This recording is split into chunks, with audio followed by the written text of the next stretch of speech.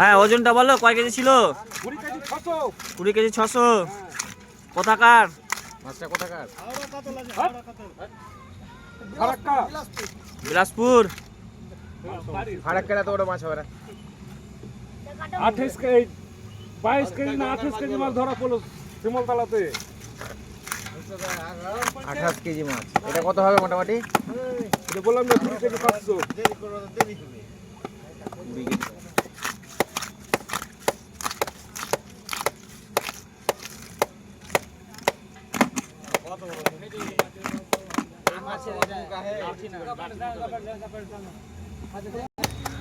দেখতে পাচ্ছেন কাটতে কত অসুবিধা হচ্ছে, কিন্তু তাও কাটছে। মাছে